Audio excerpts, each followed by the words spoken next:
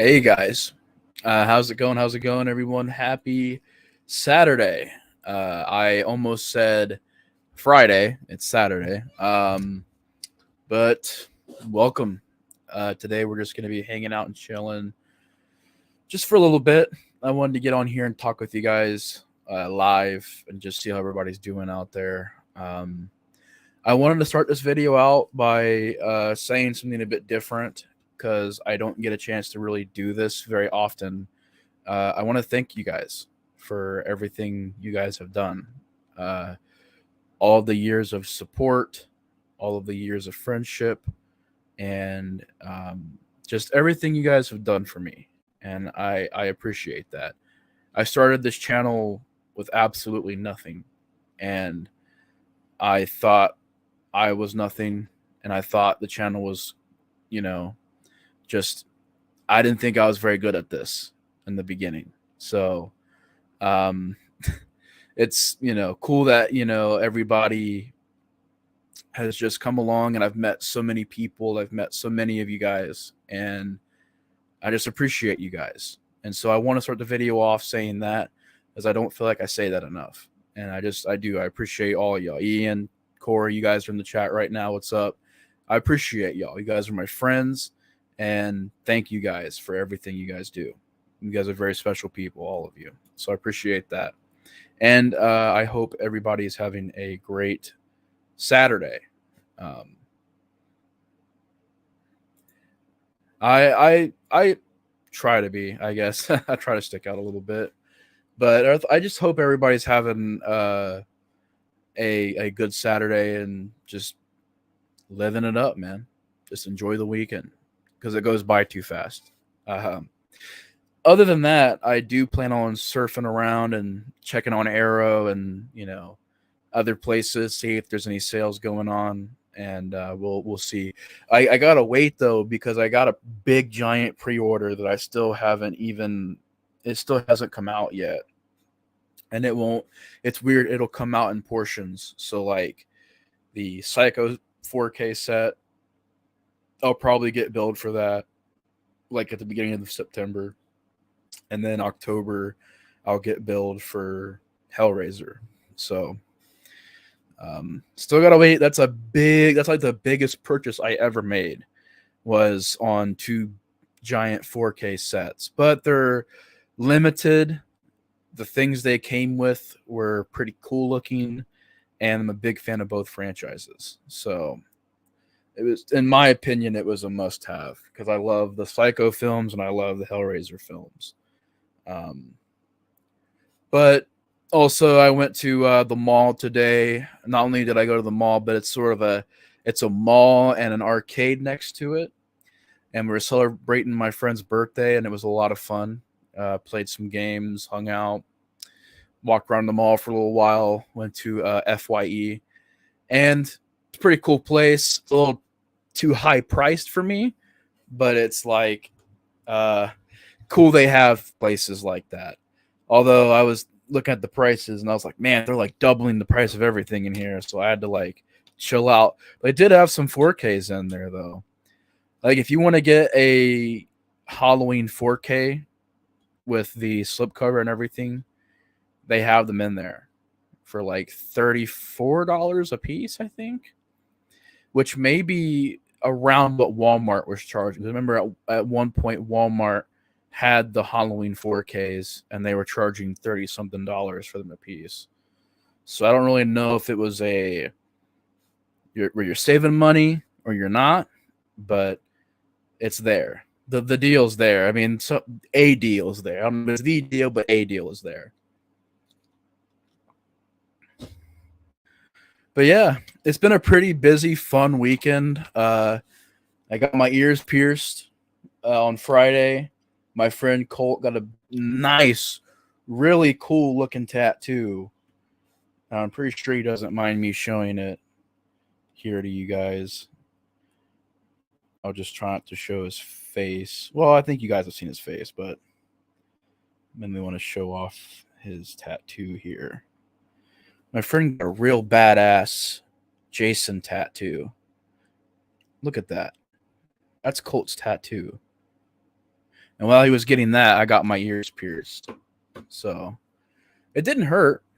We got Neil here. What's up, Neil? How you doing? Welcome to the stream. It didn't really hurt. It felt like a minor pinch, and then after that, it bled a little bit. They cleaned it up, and after that, it really, it was okay. So immediately after, it felt a bit like irritated and swollen. I could maybe feel a little bit of irritation, but now it's like I don't even know they're there. So, as I remember for a while, I was like, "Oh my god, they're stabbing it through your ear. Is that gonna be freaking crazy?" And I assume, like, depending on the piercing you're getting, it could be worse. So, but I just told him I want a basic one. These aren't the ones I want, though. These earrings, I want to get I want to get these ones that have that's like a not hoops, but sort of like hoops. Looks like a little tiny version of a hoop with like a ball on the end of it. So yeah. But today was crazy, busy, just fun too. And yeah, it's been a blast. But there really isn't any movies coming out this weekend that I'm looking forward to. And if I check real quick, I usually on Sundays try to go and watch a movie. But there's nothing really. If I check a theater near me right now, I checked over throughout the week, and there's just nothing really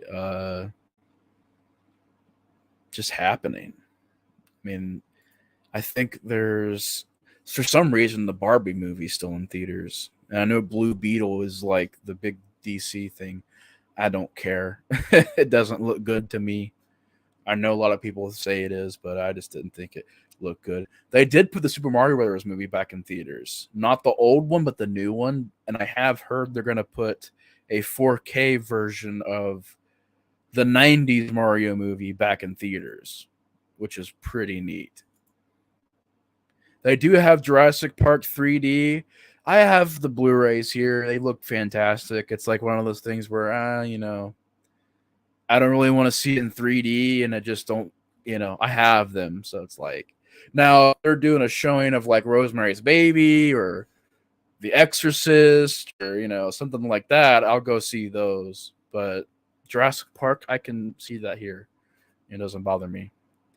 But I'm looking, and they have a re-release of some movies. Yeah, like I don't know, Little Mermaid's still in theaters. So, but I think, yeah, there's The Hill, which I know was getting a little bit of talk. Gran Turismo, just nothing interesting. Coraline's back in theaters. That's interesting. Strays looks fun, but kind of one of those movies where I can wait to see it. Won't bother me. Yeah, basically the big movie in theaters right now is Blue Beetle. So, yeah. I was interested in seeing the Haunted Mansion until the reviews came out and everybody said that it pretty much sucked. So, I think I'll skip that. Because I was like, well, I think the original's fun. I know a lot of people roast it. I think it's fun. It doesn't bother me. I haven't been to the theater in months. There's movies I want to see, but just can't get motivated to actually go. That's understandable, man. It's a lot of effort. You got to go there, deal with the people. And if you get hungry, you're going to pay like $10 for some popcorn. And if you get thirsty, that's another $10 for a pop or whatever, water, soda, lemonade, anything you could think of. Yeah, going to the theater, it's definitely something that it's pricey. And it's even if you don't buy anything while you're there, the price of the movie is expensive. Like for where I go, to get a ticket is $13 to see it on some decent quality. Now, if you want to see your movie, if you don't care about your quality or anything, how big the screen is, you can see a movie for like $10. But if you want a good looking screen with some decent chairs, I've been kind of spoiled because most of the theaters I go to, they have the recliners.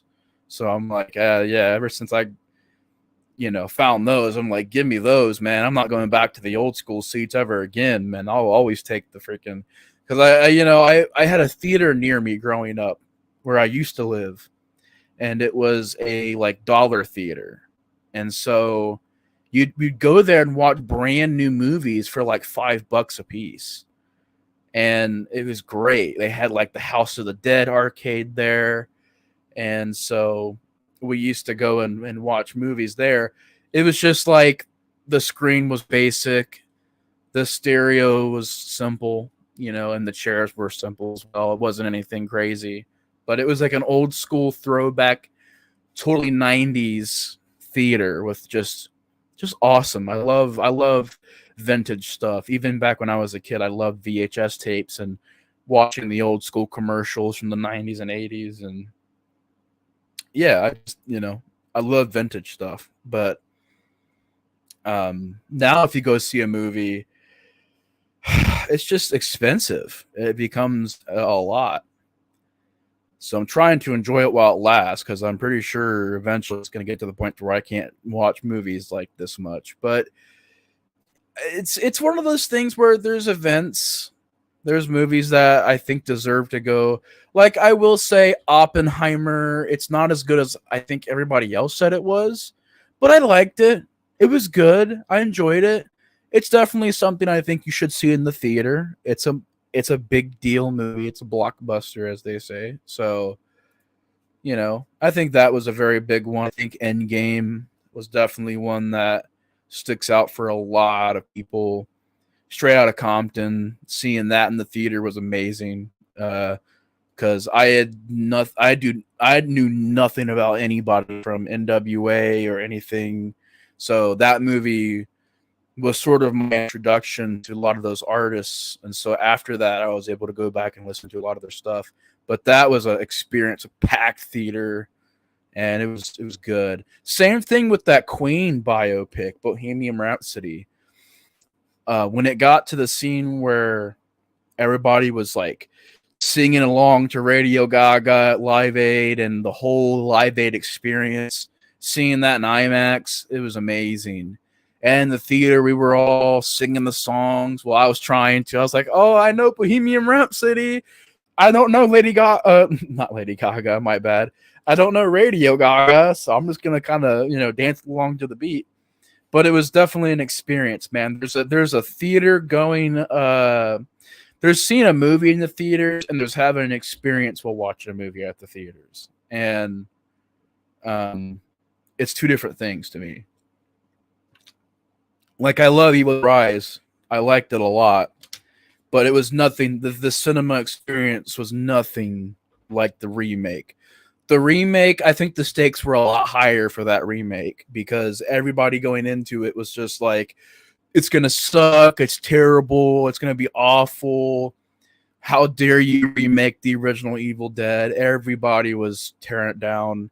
At the time, I was a bit more optimistic about new movies. So I was like, I'll give it a chance. But man, you're going to remake the Evil Dead?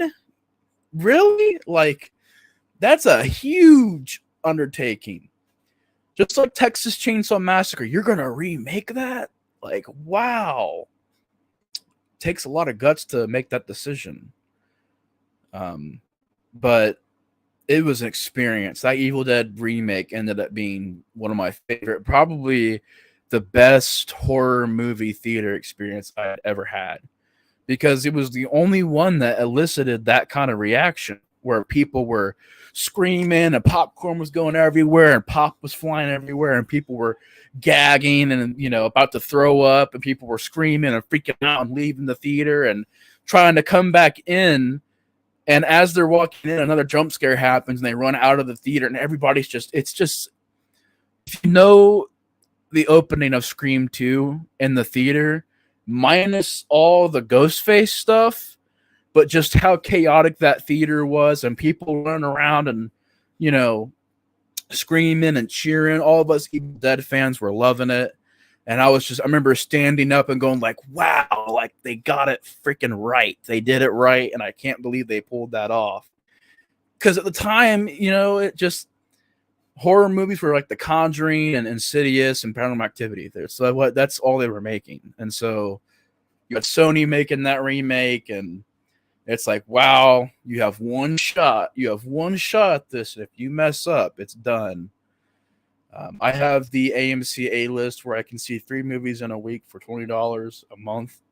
So I really have no excuse.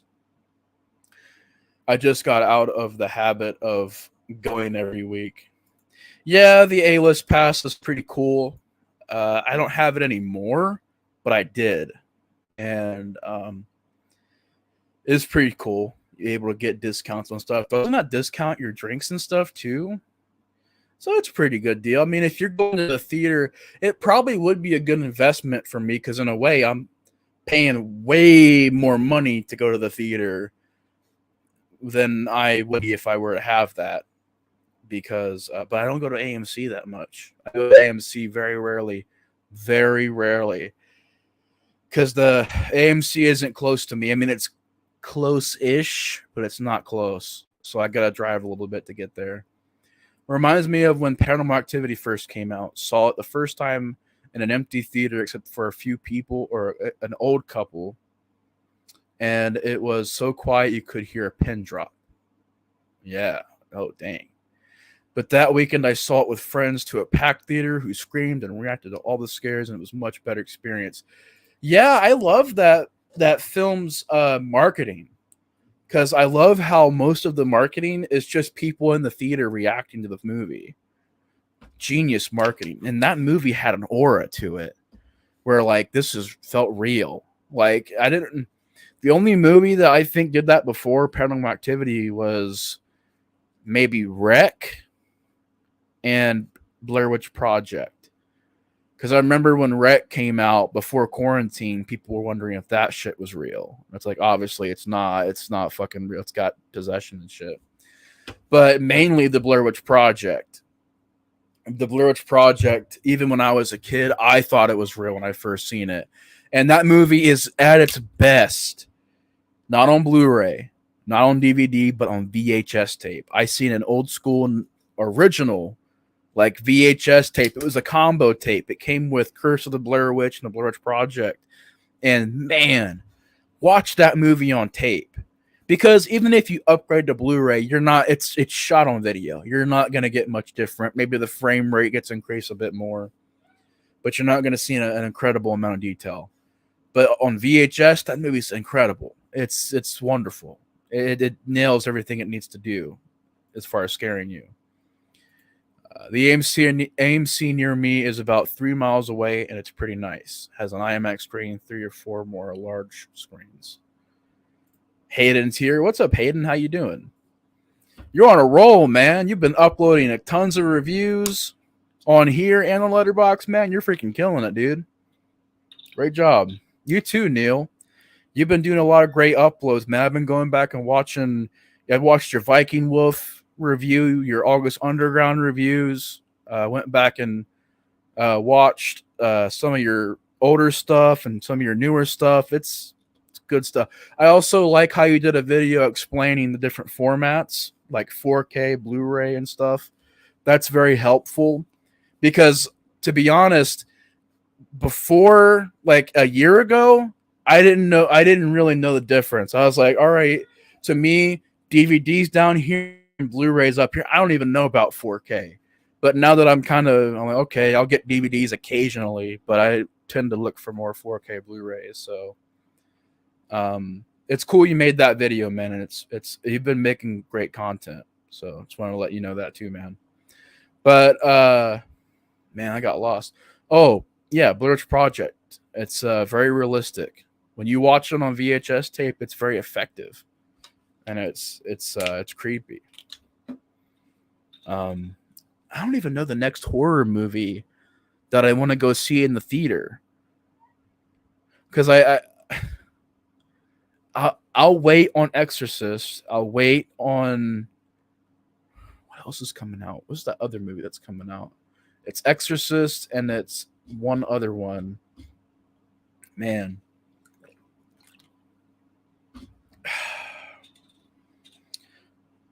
I don't remember what the other one is. Saw 10, I think.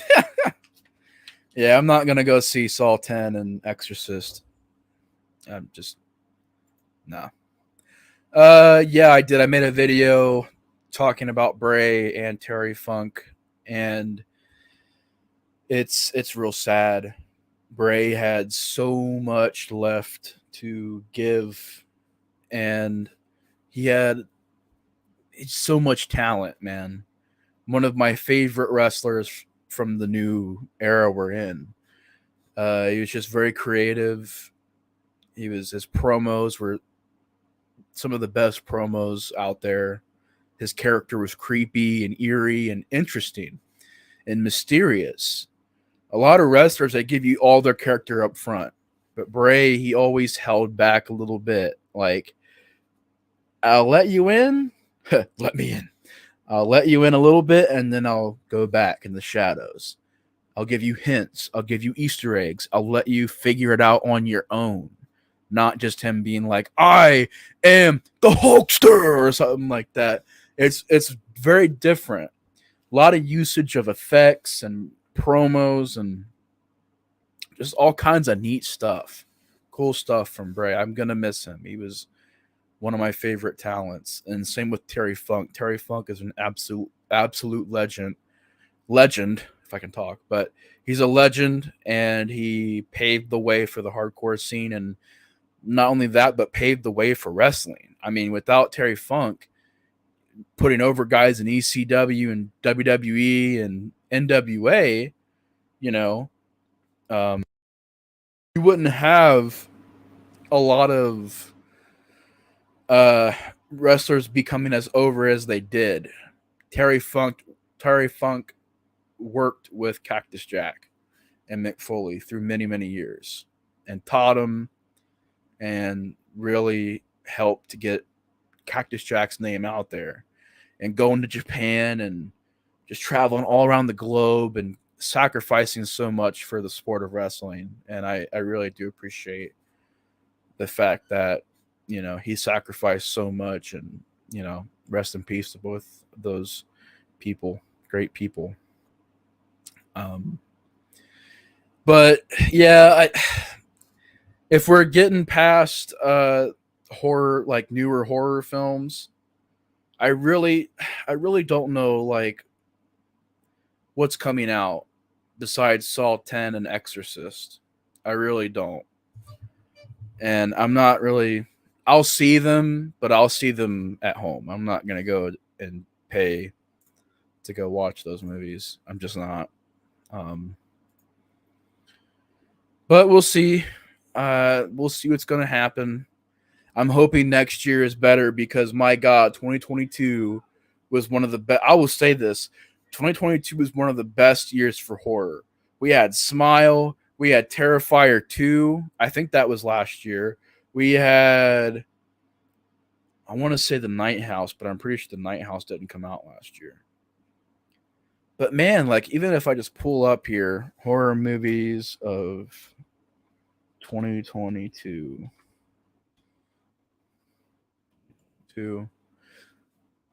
But I heard that Deadstream was good. VHS 99 was great. I like Skinamarink. Pearl was great.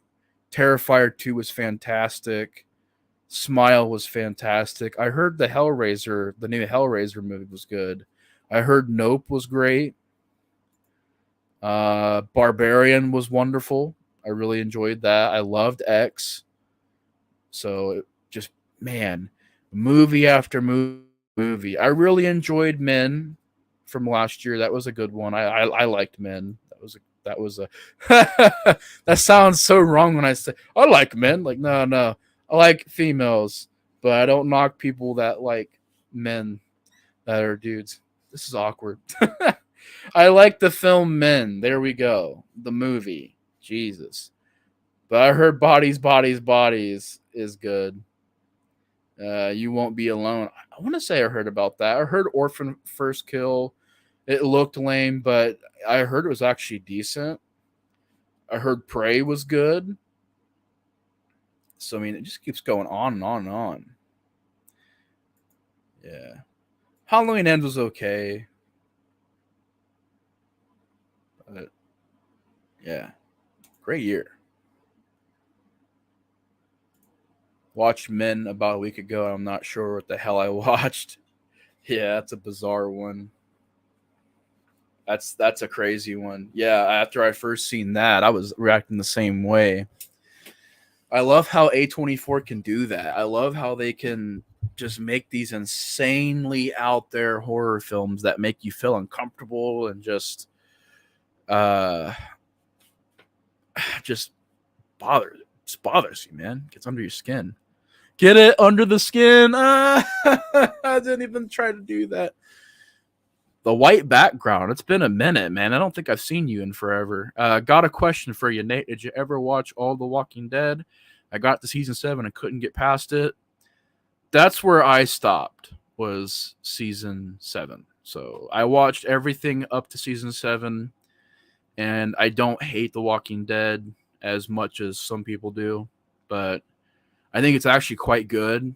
But it's just like you got to take breaks from that show because it's just very repetitive. But then again, like you could say the Batman TV show from the 60s is very repetitive. But as long as you take breaks, it should be okay. But even that isn't helping anymore at The Walking Dead because there's so many goddamn shows. I mean, there's Fear the Walking Dead that just ended, which I actually did like that show. I only watched season 1, but from what I seen, I liked it. I thought it was cool. But wasn't there Beyond the Walking Dead or something? Or there's like Dead City now. There's a Daryl show. I don't know. There's too many of them. Lamb was weird too. I liked The Walking Dead. The last 2 seasons were pretty good. I haven't watched any of the spinoffs though. I feel like The Walking Dead got stale and stopped being as exciting as it used to be. Yeah, they're just stretching it out way too much. That kind of the story, in my opinion, you should end that in like 8 seasons. And that's pushing it. But 8 seasons, it's done, in my opinion. I know a lot of people, no, Walking Dead forever, and we want Walking Dead for 20 years. It's like, well, I mean, what more can they do? Like, it's the same over and over again. It really is. I'm not trying to be mean, but think about the core storyline of The Walking Dead. It's the same. It's very repetitive. And, I love Day of the Dead, but Day of the Dead, stretched to like freaking 10 years of a TV show. I'd be like, well, I mean, like, what else is there really to do with this? It's done, like end it. The story's been told. It's hard to keep up with the show. I think it may be stretched completely thin. It really is. And like the fact that, excuse me, I'm keep burping and I don't want to burp into the microphone and be all rude, but, so 10 years of The Walking Dead. Then on season 10, the way they market it is almost like this is it. People are going to die.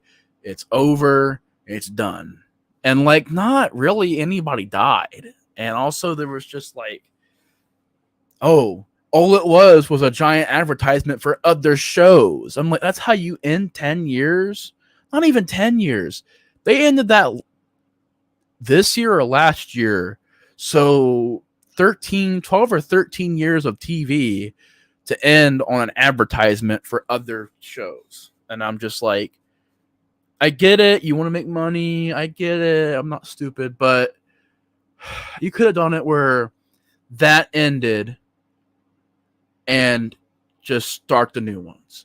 Don't even worry about plugging them into the end of that show, in my opinion.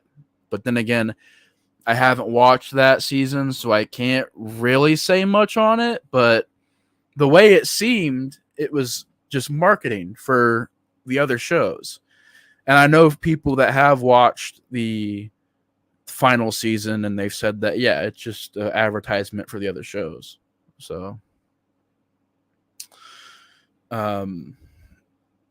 yeah, I just think that The Walking Dead, there's just a ton of games, a ton of stuff happening. There's like 3 or 4 movies going to be coming out, and there's tons of spinoffs, and It's definitely a phenomenon. It's weird because it's more of a phenomenon now than it was when it was actually popular. So that's weird. I've never seen that before. Where at one point The Walking Dead was what everyone was talking about. And y'all know me, if it's something that every single person, even people down the street and people in the stores are talking about it, and people on here are talking about it, and it's the in thing, and I'm seeing thumbnails everywhere. I go to, watch a YouTube video, get an advertisement. When it's that popular, I'm like, okay, obviously that has an audience. Let me go watch something that's a bit more underrated. That's how I am. I'm like, okay, I'm gonna wait for that to simmer down a little bit, and I'm gonna go over here where the crowd isn't at. That was my problem with most of the Walking Dead episodes. They got shorter so they could show more commercials, and a lot of times not much happened. There's a lot of filler in The Walking Dead. Terrence, what's up, man? Welcome to the stream. Thanks for stopping by, man. Big shout out to him. He's a good person. Terrence, thank you for showing up, man. Welcome. I think it was complete desperation to milk as much money out of the franchise as possible. Absolutely. Absolutely, man. It's almost like Star Wars, man. It's the exact same thing as Star Wars, where for a universe that they can do so much with, I'm just not interested. I'm not. There's too much of it. Where it's like, we got 2 new movies coming out. They're both going to be almost 3 hours apiece. And we got 4 or 5 hours of this show to watch, 4 or 5 hours of this show to watch, and a prequel, and some stuff over here. And watch this animated series, because if you miss the animated series, you won't understand what's happening in this live action movie over here. I'm not saying they're doing that yet, but I won't be surprised when they are. Like, well, if you want to watch the new Star Wars movie, you got to watch this animated show. And I'm like, I don't want to. I'm here to watch the movie. What does this movie have to offer to me? Not 10 shows and other stuff, like the movie. But yeah, I do think it's interesting how the shows are well received and the movies are not. Because usually it's usually where the movies are more popular than the shows, but in Star Wars case, the shows are far more popular than the movies. There's a lot more fans of The Mandalorian and Obi-Wan and Boba Fett, which is very just different. You don't really see that very often. So definitely makes the Star Wars universe unique in that way, where it's like the shows are a bit more memorable. But yeah, it's I also just made a video. It's probably uploaded like a few minutes ago, but I will be covering the career of Wes Craven in October. That's a big plan for me. I'm going to be going through all of his films, not just his horror films, but also his regular films that he made along the way. Going to be doing that in memory of Wes Craven, and so I am going to be releasing a video. Well, it's probably already up, of more details on that, but I just wanted to let you guys know while everybody's here that will be happening in October. So if you're wondering, I know every horror channel does something big in October, and that's one thing I'm trying to do. I know everybody's covering Michael Myers stuff right now, so I'm like, let me do something a bit different. I think Breaking Bad did it right. End it on a high, and when people want more, Star Wars will oh, my bad, I don't know why I read it like that. People want it more.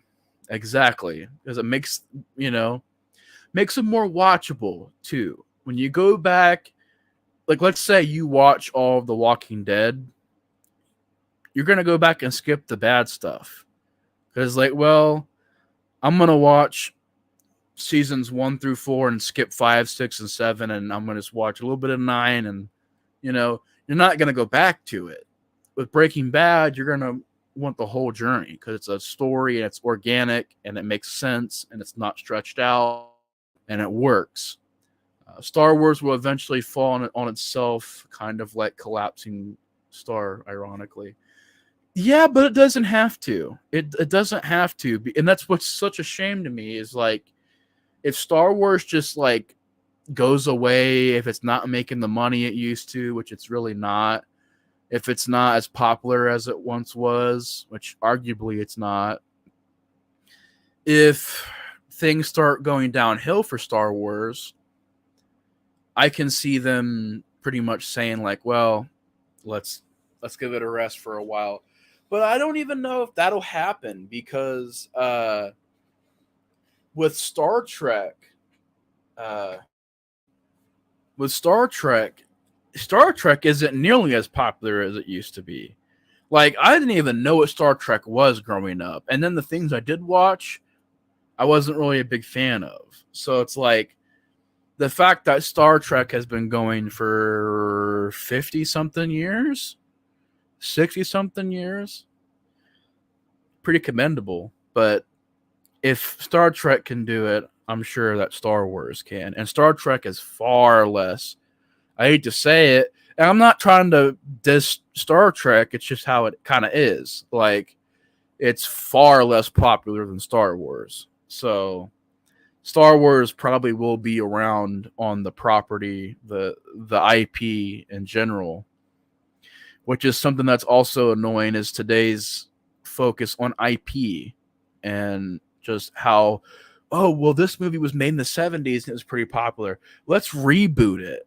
Let's reboot and remake this. And I know it's the same song and dance and you guys have heard it before, but it's just this year, it's kind of a groan because the way this year's going to end is so flat where it's like, great, we're going to end it on Saw 10 and Exorcist 7. It's like, we don't need them and they don't even look good. So it's like, what are you doing?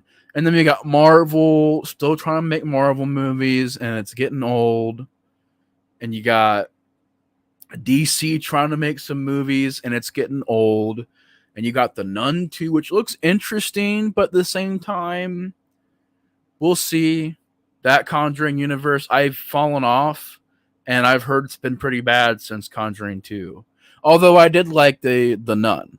The Nun was a pretty good movie. I think I'll argue that. All these franchises like Star Wars and Marvel need to get back to good stories with good writing. Yeah, I agree. And it's not hard. They did it before. I mean, the goal is to make money. I get that. They've done that. They've made tons of money with Iron Man and, Spider-Man and all that before, well before where they're at now. And it's just not the focus anymore, sadly. It's become like, story, bad guy will have a fight, and it's a thing in the sky, and a laser comes down, and the ground collapses, and people are flying, and explosions, and that's it. And it's just nothing special to them anymore. They're not a spectacle. They're not special. The only movie that I thought was special out of this new lineup was Guardians 3. Guardians 3 kept the heart, kept the meaning, and made it still feel fresh and unique and different enough to where it's definitely like one of my favorite film trilogies because I love all three. I love all three a lot. They're all three wonderful films. All three wonderful films in their own ways. And that's what I appreciate the most about the Guardians movies is that they're all different, they're all unique, they're all their own thing. Hell, there's like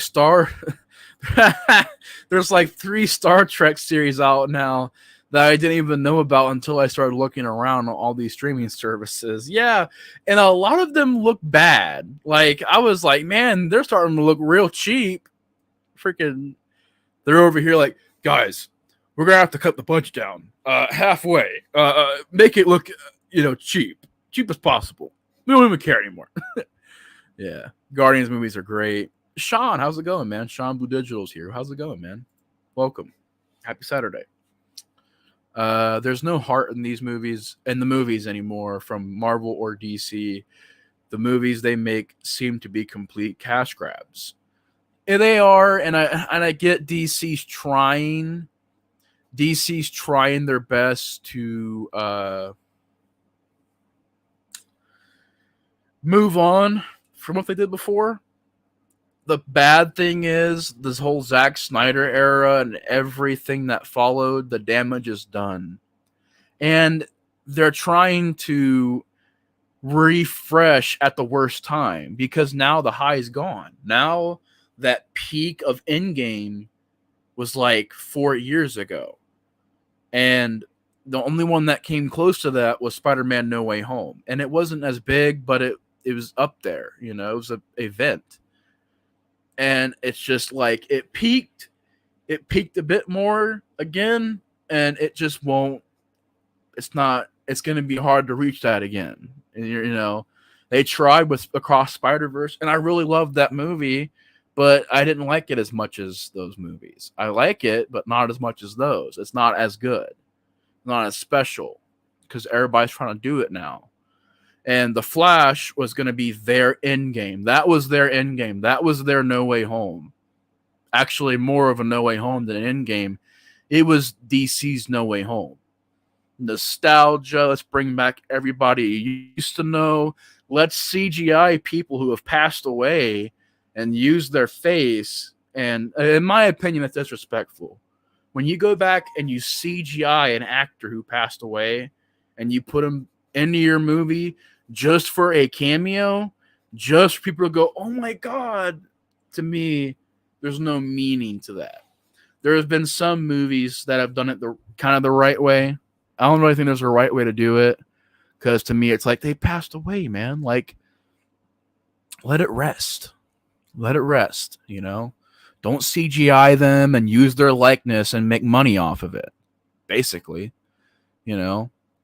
But, yeah, with the Flash bombing like it did, that really hurt DC a lot more than they're saying, because that was supposed to be what gave them their money for future movies. It's like they're relying on Aquaman 2, which is going to bomb, Blue Beetle, which is bombing, and The Flash that bombed, and that Shazam 2, which bombed. So bomb after bomb after bomb, and these are not cheap. These are $400 million, $500 million budgets. These are not cheap movies. These are gambles, and they're losing. The deal is not good. It's not good.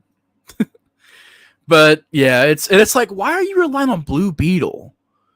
I like Blue Beetle, but who the heck knows about Blue Beetle? And why are you picking for your new DC? Your new DC? You're picking a bunch of things that nobody knows about. You need to, and I get it. Well, Superman's there. Yeah, but you need to focus on the core shit. Green Lantern, you know, Wonder Woman, Aquaman, Batman, stuff like that. Not starting off your universe with completely unknown stuff. And I get it. Guardians of the Galaxy, I get it. But they're trying, and it's just not working. It's just not. And then again, the argument could be too, it's like, well, the Flash bombed. And I'm like, well, Ezra Miller was in the Flash, that's why it bombed.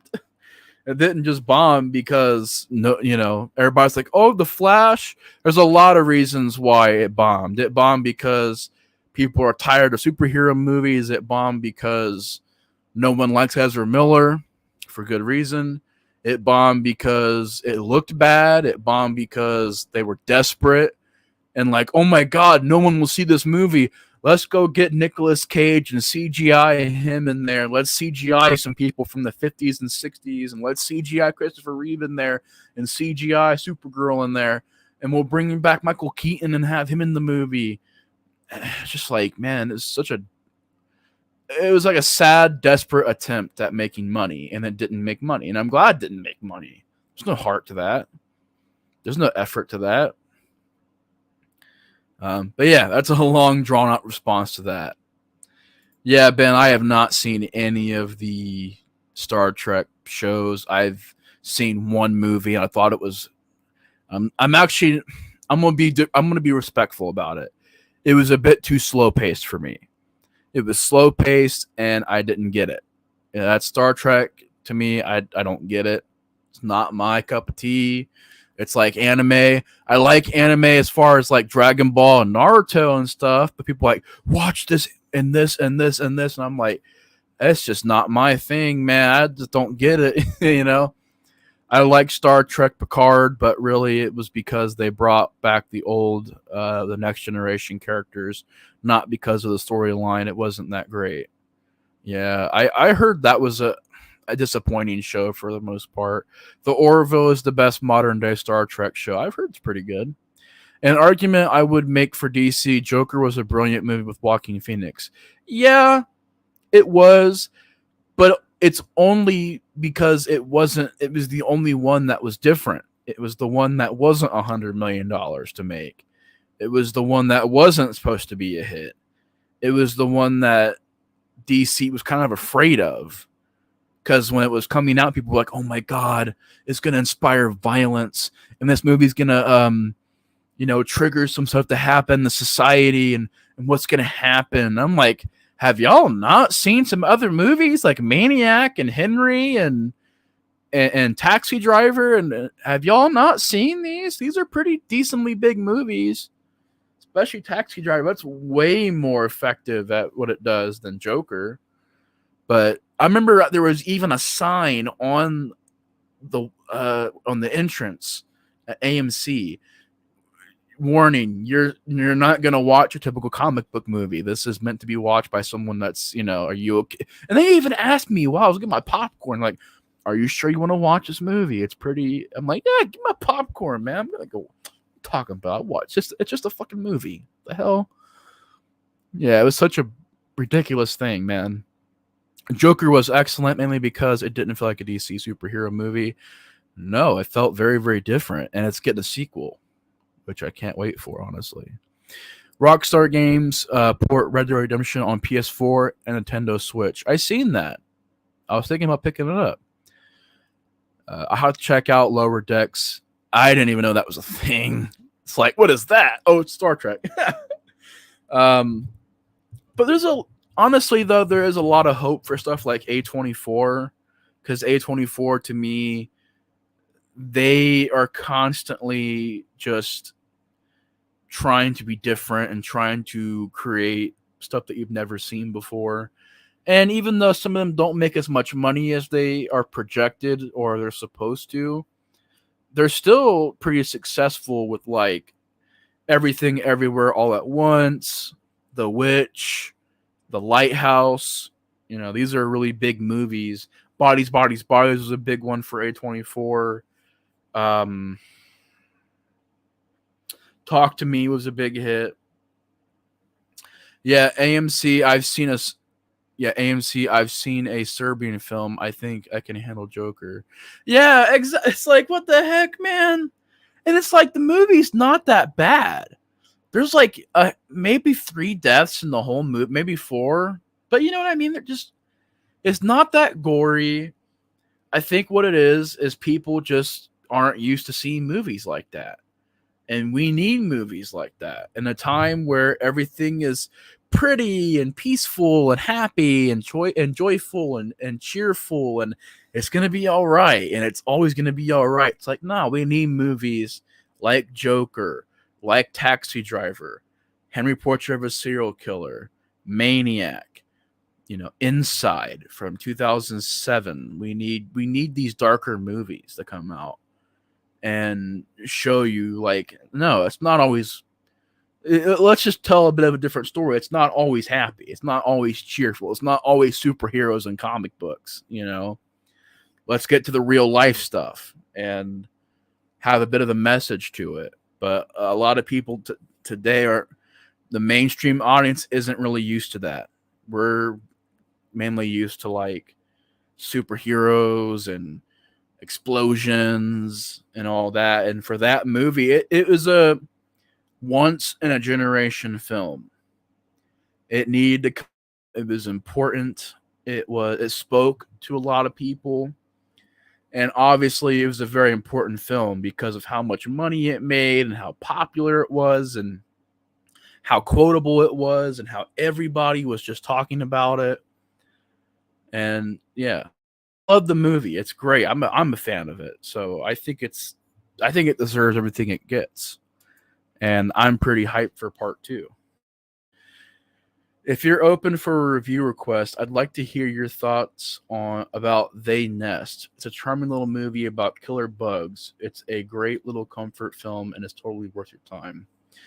I'll try to. I am pretty stacked on stuff right now, but if I get a chance, I will totally try to get to that. So, yeah, I'll try to. If I can, I totally will. Is there a way to watch that? Do you know the best way to check that film out? Um, but I'll try to. I have Tubi and Shutter and Screenbox and stuff. So if it's on any of those, I'll check it out. Also, I gotta show you guys something. Like I can't believe this happened. Let me show you guys this crazy shit right here.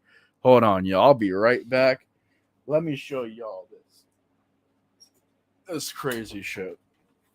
So, as you guys know, I reviewed this movie, Killing of America, in a video last week. And I liked it so much that I wanted to get it on Blu-ray. And I found it for very, very cheap. This is the cheapest I found it for. So it was dirt cheap. And I was like, all right, cool. I'm going to own it. I'm going to watch the features. And I did. I watched at least 2 of the interviews. I'm going to rewatch it with the commentary and do all that. Which, by the way, before I get to the cool thing, I recommend this movie. It's excellent. It's wonderful.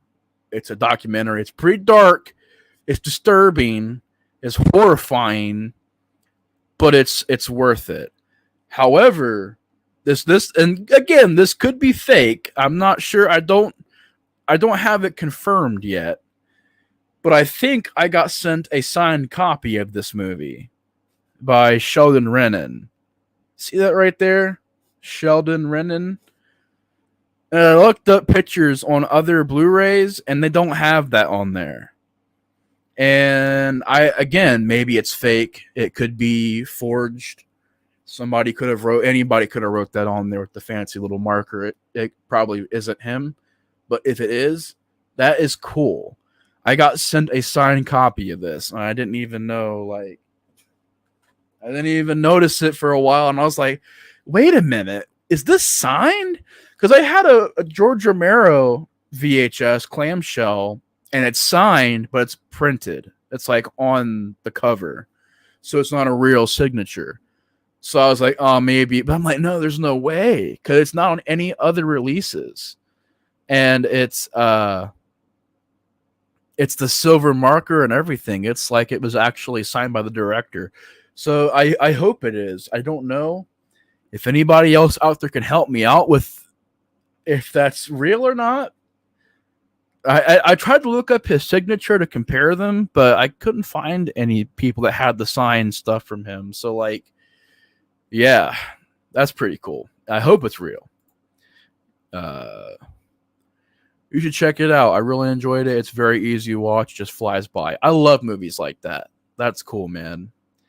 I got a recommendation today too. There was a video talking about the Langoliers, and I've never seen it, but it's funny. It's funny that a video popped up about that because I totally forgot about it. I was like, oh yeah, because it's always one of those movies where I've heard it's really good up until you see the Langoliers, and then it's like, whoa, okay, that's bad, but I heard everything else is good about it. I've seen Blu-ray releases where the first 50 or 100 copies are signed, so maybe it's the real deal. I hope so, man. That would be cool because I don't have sign and stuff. I don't really go to a lot of conventions, so, and I paid very little money for that. It was the cheapest I found it for. That Blu-ray was the cheapest one. So if it is, that's freaking cool. Awesome. Big fan of the movie, and I heard the interview with the director. He seemed like a really nice guy. So it's all cool there. I don't know, man. Like, that's so bizarre. And it got shipped too, like with DHL, which is usually for international shipping, but for some reason the person that sent it, they sent it through DHL, which could have been real bad for that, because I've only gotten a couple packages through DHL and they've been like delayed and just they look bad when they come in. I've not had a good experience with DHL, but the fact that it didn't get like stomped or caved in, I'm like really thankful. I'm like, oh shit. As soon as I seen that it came to the DHL stuff, I was like, oh shit, that's gonna get beat up. It's like DHL and FedEx have gotten some beaten up stuff from FedEx where the packaging will be covered in dirt. Like they threw it on the floor or something like that and mopped the floor with it. I don't know. It's like covered in like a thin or a thick layer of dirt and just crud. It's like, man, what the hell did they do to this damn package? Just freaking, I don't know, play hockey with it or something? I don't know what's going on. I also do want to shout out a fucking amazing movie I watched over the last week, called Fetus from 2008. Neil, you may have reviewed it. I'm not sure. I'll have to go back and check. If you did, I haven't seen the review yet. But if you have, I'm gonna watch your review. I may actually, maybe I did see, because after I watched the movie, I watched a ton of reviews. I might have seen your review on it and commented, but I was just so like, I was just looking through so many reviews and everything. I might go back and rewatch your review, but I think I might have commented on a review you did. I can't remember. I have terrible memory for some reason. But if you haven't seen it, Neil, check out Fetus. I'm pretty sure you have, though. But my God, y'all, it's graphic. It's gory. It's one of the goriest movies I've seen. And it's a very dark movie. But man, it was an experience. It was so well made for that low budget. The gore effects are incredible. And a lot of moments where I was just like, holy shit, holy. And the ending is like, it keeps happening. It keeps happening. Think of John Carpenter's The Thing, but it keeps going and going and going. And I'm just like, oh my God, what? It's just like, and it's nothing. I don't think it's like near. I'm not saying it's as good as The Thing, but it's like up there where I'm like, wow, that was a fucking great horror film. It's really, really good. Fetus from 2008. Brutal, devastating, dark, crazy, and extreme, but a very, very well made movie. So I did want to plug that on here too. But yeah, as far as future videos, y'all know me. I'm very natural with it. I don't get on here and write on a calendar like, oh my God, review on this day, make sure this is done before this. I'm not really about that. I tried it before and it's just not me. I'm lazy. Basically, I'm lazy and I procrastinate a lot. So I just pretty much just like, okay, if it's in the moment and I want to do the video, I'm going to do it. I'm not going to plan out 1,000 things and try to do those videos. If it happens, it happens. The only thing I have planned right now is the Wes Craven stuff for October, which I'm really, really, really wanting to do. So I'm pretty sure I can do that. You've seen it, but you haven't reviewed. I couldn't remember because I went through so many reviews that night. So I was like, man, I want to see what everybody else thinks about this movie because this is crazy. And yeah, I couldn't remember if I seen you review it or not, but if you get a chance to review it, it'd be cool. I'd be interested in hearing your thoughts on it. You don't have to. I know everybody's busy with life and everything, but if you get a chance, it would be cool to hear your thoughts on it. But no pressure or anything like that at all. But yeah, I went through and I watched John from Room 237 reviews. I seen his review on it. He did a pretty good job covering that movie. And I was just blown away by it, man. Because the special effects were insane. And just the way they end the fucking movie, is like a finale. It is a finale. It is just, it builds and builds and builds and goes on and on and on, and you're just like, wow, wow, oh, wow, It goes on and on and on and I'll shut up now. I'm looking for some recommendations that are similar in ambiance to 2012. I know that 2012 is cheesy, but I just fall in love with disaster movies. I'm all about watching the world fall apart. Man, have you seen Knowing with Nicolas Cage? I can't recommend that. It's pretty boring. Honestly, I don't think I've seen. I mean, obviously, I like The Day After Tomorrow. I like that movie. I like. I don't like Knowing. Knowing's pretty bad. Have you seen The Happening? It's not the world ending per se, but it's like a pandemic type of thing, and there's people killing themselves, and it's I mean, you've probably seen it, but if you haven't, I recommend M. Night Shyamalan's The Happening. I like that movie.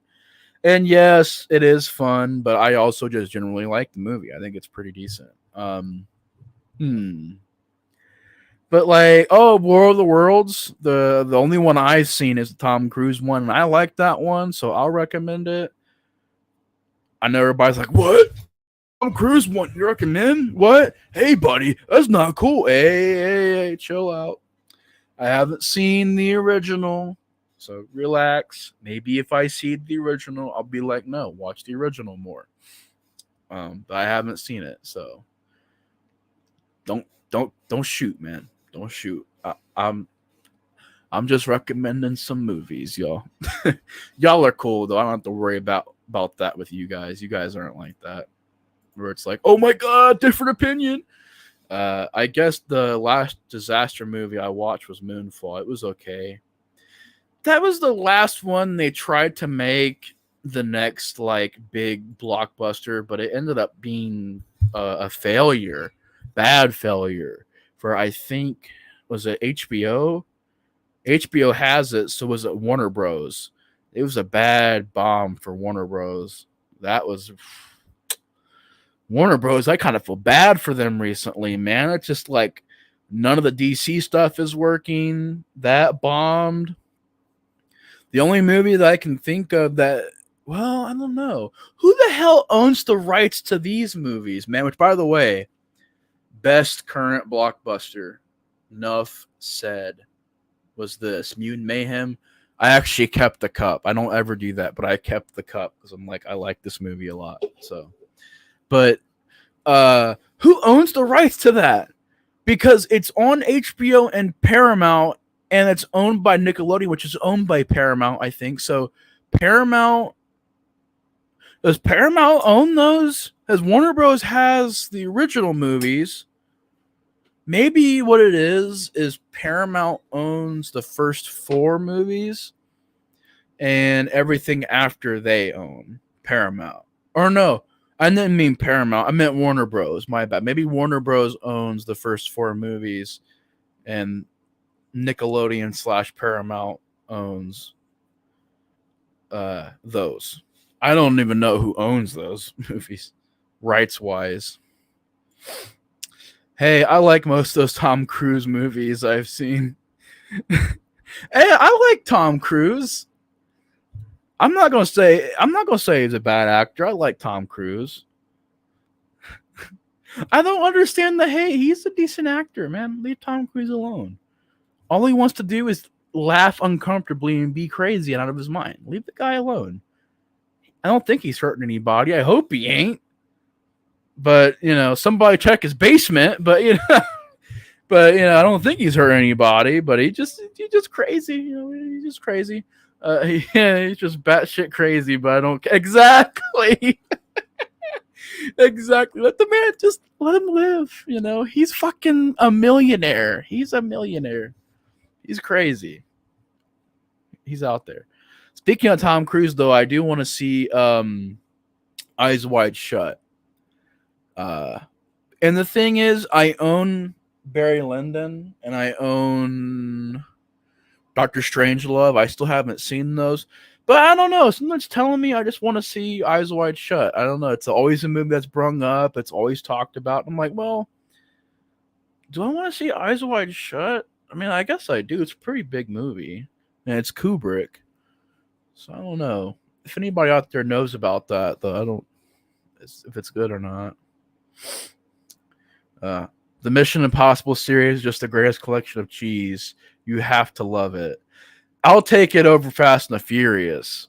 I like Mission Impossible a lot more than Fast and the Furious. Hopefully he doesn't hopefully he don't have a John Wick basement. I hope not. I hope not. That'd be horrible. He's like, my movie bombed. You say it didn't do good. You said what? It didn't do good. It's pretty crazy. Yeah, I've just always heard of it, man. I've always heard it brung up and everything. So I definitely want to check it out. Oh, another movie I watched over the week was Schindler's List because I'd never seen it before, and I had it on Blu-ray. And I'm trying to knock out some physical like media stuff I have on the shelf and avoid streaming for right now. As I'm like, well, I own like a ton of movies on the shelf. Some of them I've had for like 9 years, and I haven't even touched them. I haven't even watched them yet. And I'm like, well, let me knock some of those out. So one of them was Schindler's List, and I was like, wow. It's always the fucking 3-hour movies that are usually depressing where I'm like, what should I watch today? Oh, I'll watch 2001 A Space. I'm just going to pop it in. It's 2 o'clock in the morning. Forget about it. We just pop it in. I'm over here like 3 hours later like, oh my God. It's so beautiful. It's so wonderful. How did I miss out on this? And then like Schindler's List, I'm like, yeah, it's like 3 in the morning. Let me put on Schindler's List. And then like 3 days later, I'm like, I finally finished it. And man, I am depressed now. Damn. It was a good movie that I really, really enjoyed it. I think I gave at least a 4 out of 5, maybe a 5 out of 5. I think I might have given it a 5 out of 5. It's a really good movie, but it's dark, man. It's Kubrick, so it's going to be an experience. Oh, really? Interesting. Yeah, I really want to. I really want to see Barry Lyndon as well, because I know everybody. That's kind of like the forgotten Kubrick movie. I mean, people don't really talk about it. Maybe film buffs that are like really into movies and go back and watch everything, but you don't really hear it brung up casually. It's definitely its own movie. You gotta appreciate that movie. I just rewatched Clockwork Orange a while back for the first time in 35. Wow, 35 years. Been a while, man, since you've seen Clockwork Orange. Yeah, I think I remember. I seen your review on it. And I remember you saying that you liked it, but correct me if I'm wrong. But I remember you saying that you liked it, but like I don't know if it was like up there for you, which is understandable. I mean, those movies, Kubrick movies, are always regarded as masterpieces, and so they're always on up. They're up there. But I love Clockwork Orange a lot. I consider it it's weird. I consider it a masterpiece. Like, oh well, it is a bit overrated, but it is a masterpiece. The Shining is a masterpiece as well. I love it. I love every single movie from Kubrick has been an experience. 2001 blew me away. That is such a cinematic experience. It's not just a movie. It's not just some film. It's like, wow, it's so creative and it's amazing. It really is amazing. Yeah, Clockwork is great, but not something I'll watch over and over. Yeah, I mean it's a longer movie, it's a slower movie, it's a different movie too. I remember my brother because he was like, "I've never seen a Clockwork Orange or not a Clockwork Orange." He said, "I've never seen a Kubrick movie," and I'm like, "You've never seen Kubrick?" He's like, "Well, I've seen The Shining a little bit, but I've never seen like anything else." I'm like, "Dude, sit down. We're watching a Clockwork Orange, and this man's over here like freaking out as he watches. Like, man, this movie is weird." And I'm like, "Man, this movie is out there. You got to keep watching." He's like, "That was a great movie, man, but that was freaking weird." I'm like, "Yeah, man, go watch The Shining. Go watch Full Metal Jacket and stuff, dude." So I don't know if he did, but he was like, "Wow, man, what the heck? This movie's crazy." And I remember the first time I watched A Clockwork Orange because I actually the first time I heard about that movie, I read in a book at school, in elementary school. I didn't read the book Clockwork Orange, but I read a book about films, and there was a big section in the book talking about Clockwork Orange and how historic it was, and you know how just how boundary pushing for film it basically was. And I read about it real young, like elementary school young. And I found it like I don't know, like 5 years later on Netflix. And my whole family is like here. We're all talking. I'm like, "Oh, Clockwork Orange, I've heard of that." And the lady's about to get raped, and my family, what the heck? Just turn that movie on. So yeah, that was pretty pretty bad. They were like, "What are you doing? Turn this off. We're not watching this." And I'm like, "I'm sorry. I didn't know it was going to start off with someone beating up homeless people and a girl about to get raped. I didn't know." So yeah, that was embarrassing. Full Metal Jacket on Blu-ray. There's got to be a 4K come out eventually. I would upgrade. I think I have it on DVD still. Sadly, I say sadly because it deserves 4K. That movie is a masterpiece. It's incredible. But I feel like if it doesn't already have a 4K, it'll get a 4K eventually. Doctor Strangelove for me is my favorite Kubrick movie. I have yet to see that one, but I want to. I have it, so I want to watch it sometime. I like to go down the Shining breakdown theory rabbit hole. Every so often, there's lots of interesting interpretations of the film. Yeah, I watched a documentary that talked about it was like Room 237, and it talked about crazy stuff, like hard to follow. There was just so many different theories they had, and I don't I don't believe like most of the theories, but it's definitely creative. Like it's just like, okay, this is definitely out there, but they're trying to make some connections here. Like, "Oh my god, the moon landing was fake because of Stanley Kubrick." I'm like, "Stanley Kubrick? He directed it. He did. Don't you tell me any different. I know it was him. I've seen 2001. The moon landing's fake." I'm like, "Whoa."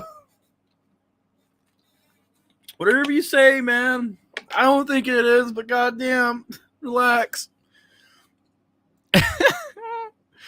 Oh man, yeah. There's one director I want to watch more movies from is well, this guy over here, David Lynch. Rewatched Eraserhead, and I freaking love it. One of my favorite movies. And I right after that rewatched The Elephant Man. And so here soon I'll be shooting a review on a double review on Elephant Man and Eraserhead. But I want to see more of his films. I haven't seen Mulholland Drive. I haven't seen really any of his other films. So those are the only movies. I've never even seen Twin Peaks. So David Lynch is one where I'm like, yeah, I gotta see more of this dude's stuff.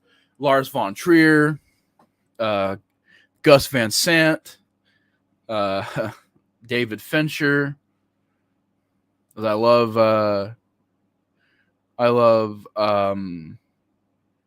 Seven. I really enjoyed Zodiac.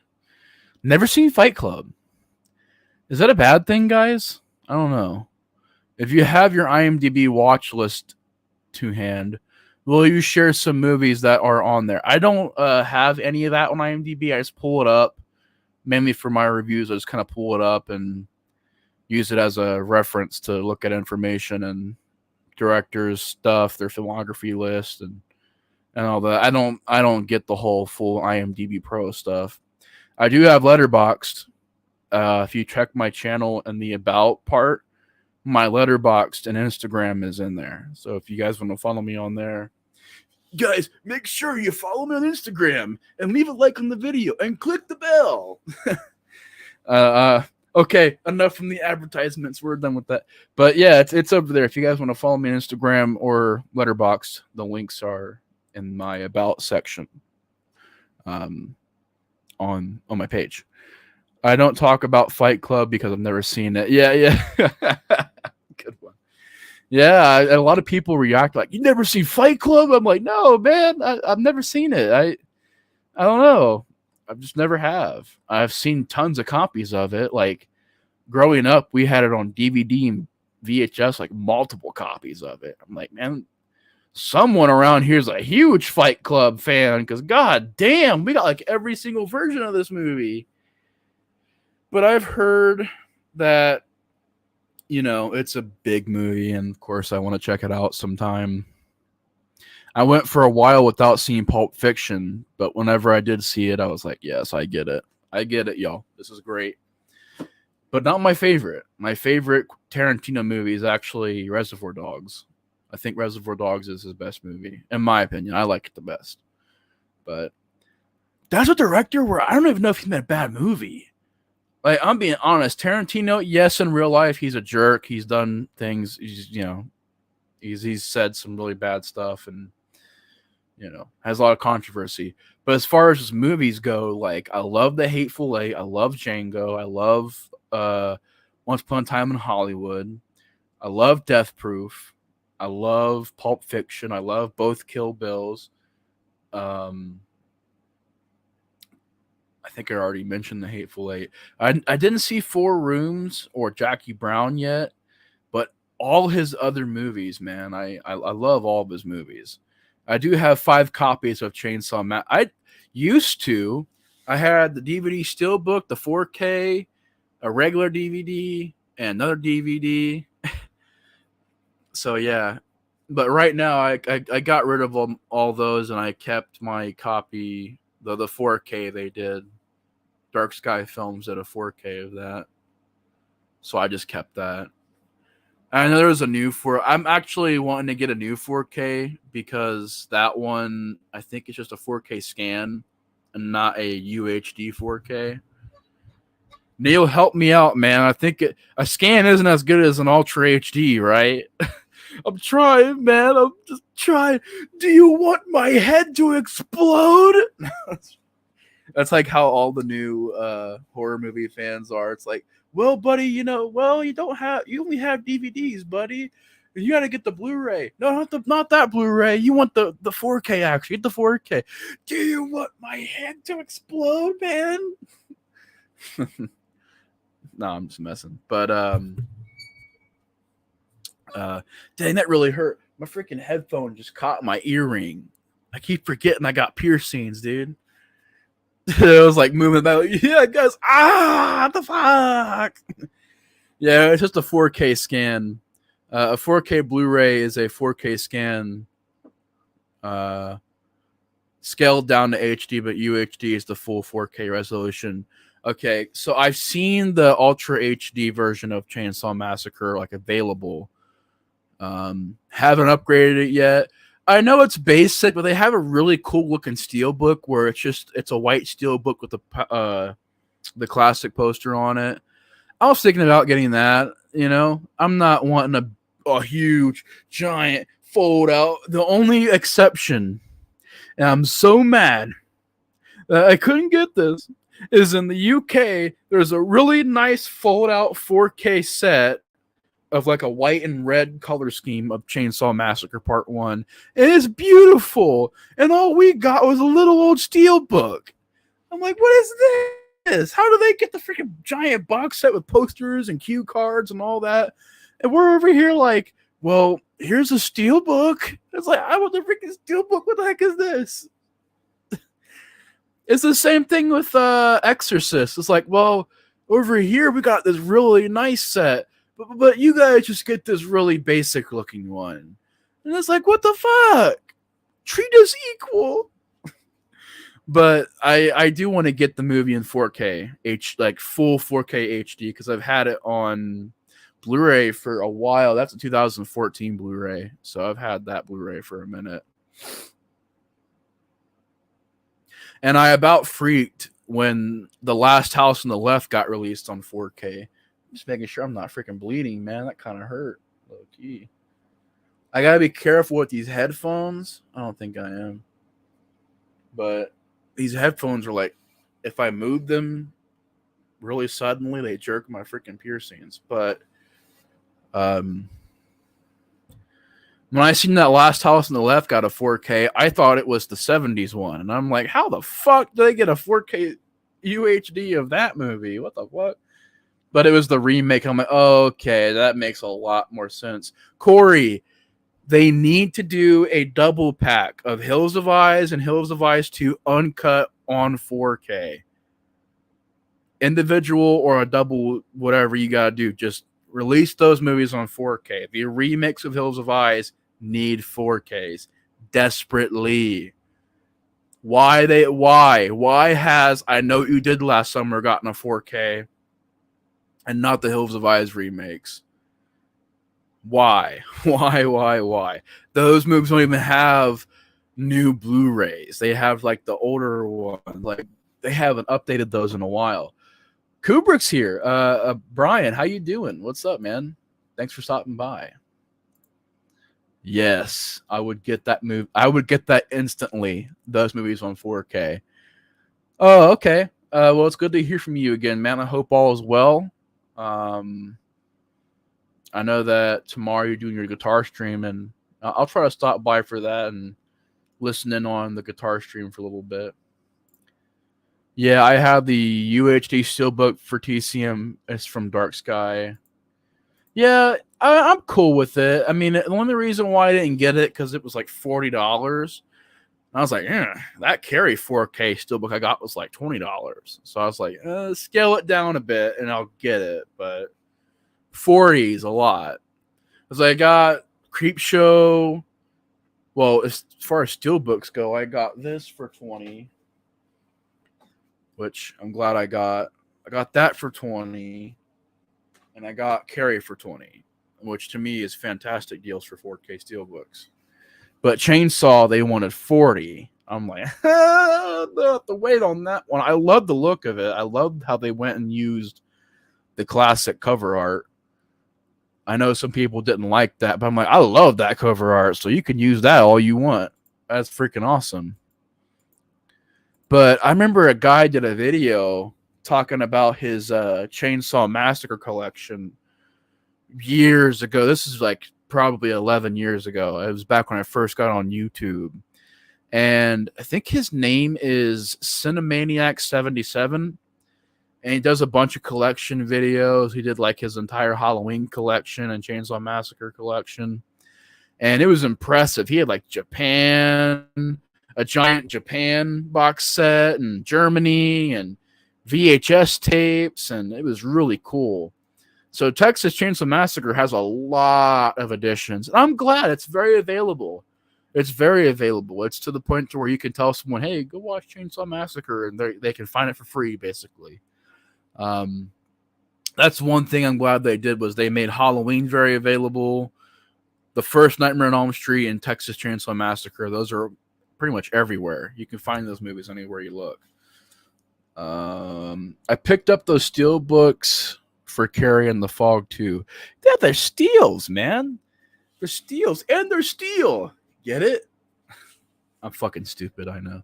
But I went to Best Buy, and they're having just where up in the front is the more newer stuff, so it's a bit more expensive, but in the back they have where the deals are. It's like you go way to the back of the store and they got a bunch of movies back there, and it's like, oh my god, they got They got freaking Criterion and Scream Factory stuff back here. They have Vestron. They have some Arrow. Not a lot of Arrow, honestly. But man, like $20 for Creepshow in 4K and Dawn of the Dead in 4K and The Fog and Carrie. I mean, just must-haves. Yeah, if you have a region-free player, you can go broke picking up the various versions of things for sure. Yeah, I don't have a region-free thing. Mine is locked. I don't have a region-free player, but with upgrading, I'm just gonna stick to 4K. And I think Arrow, at least with Arrow, I was told that Arrow releases everything on 4K discs. Like they don't do Blu-ray separate discs anymore. So, most time when I upgrade, it's going to be on 4K anyways. It would be a bummer if something got a Blu-ray and I'm like, oh no, I got a Blu-ray, but can't even get it. But most times getting 4Ks now, so not really worried about the region or anything like that. As long as it's 4K, and now if it's Blu-ray, there were a few times where I was just like salt, like the Chainsaw Massacre one. They really nice. They did a just banger job. How the fuck did they do that good of a job? And over here in the US, it's a simple old steel book. I don't get it. But at least it's in 4K. At least it's a widely available 4K. Oh, and by the way, I don't know if y'all are gamers out there, but Chainsaw Massacre, the game, is amazing. Gotta add that in there too.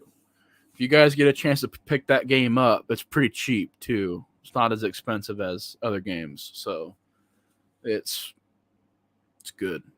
Really, really good. Not buggy or glitchy. It's real good. Sup, Ian? Woo, woo, woo. You know it. But yeah, I don't know, man. I think there's just so much stuff coming out as far as physical media. Like there's that nice Exorcist set that came out, which it sold out in like a couple days, I think. We got, some August Underground Blu-rays coming. We got some real nice 4Ks coming from Psycho and Hellraiser, and there's a Night of the Demons trilogy set. The Blob on 4K, finally. Thank you, God, for the Blob on 4K. It's awesome. So glad that they did that. All right, white background. See you later. Thanks so much for stopping by. It's good hearing from you again, man. It's been a long time, so I'm glad you're doing okay, man. I've got those August Underground Blues first one already here. Yeah, same here, man. It's weird because I know before I was like, I'm not going to buy Mortem and Penance, but I'm like, man, the completionist side of me is like, Nate, you've got to complete it. If you don't, it'll be forever over there with no other sequels. I'm like, I don't want to fucking own Mortem, but god damn it. I don't know, man. I still haven't. Let's just say I'm undecided on Mortem and Penance because those are really crazy movies. I don't even know if I want to own those movies, but it's like, man, the features, the new presentation. Ah, man, it's like, man, do I pass it up or do I get them? I'm not sure, but I'm glad there's just a lot of stuff coming out right now. The stuff that's getting 4Ks that needed 4Ks, and I know Fright Night Part 1 and 2 are going to get 4Ks soon. They were working real hard with Fright Night Part 2 because it was very hard for them to find the footage of Part 2, unfortunately. So they're really working hard on Part 2. So, which I think is cool because Fright Night Part 2 nobody talks about. I've never seen it, but it's like the forgotten sequel. I haven't seen a pre-order for Penance. Is it available yet? Only one I've seen is for DVD. Yeah, they don't have any details on Penance right now. I think you can pre-order Mortem right now, but I think Penance, they'll announce that at a future date. So Yeah, I'm not sure when. Um, but yeah, a lot of good stuff coming out. I gotta kind of watch how much I'm spending because I'm like, dude, I'll walk in the Best Buy and leave it like, man, I regret just freaking paying that much for it, man. But it's like, some things it's like, okay, like Carrie, you need to upgrade Carrie. Halloween, you need to upgrade Halloween. Like these are Jaws should have a 4K in my collection, but I don't, unfortunately. But I want to have a 4K of it. But anyways, y'all, we've been going for about an hour and a half now, and it's been awesome and a wonderful time talking with y'all.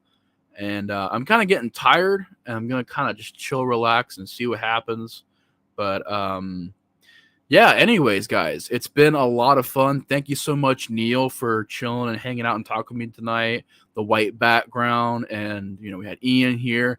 Thank you to Corey for hanging out and talking. Ben Grimm, Sean Blue Digital. Thank you so much for stopping by and hanging out.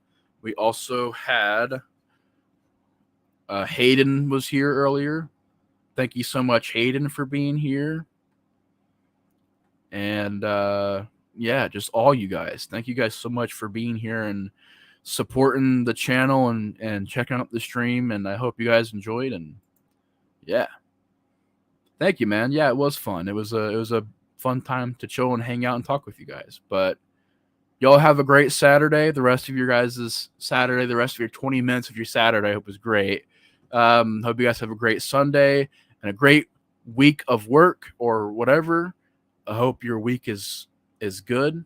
And yeah, salutations, guys. But anyways, that's it for this stream. Thank you guys so much for watching. And Ian's still here.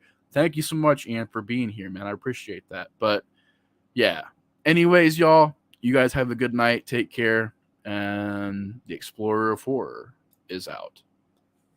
Peace.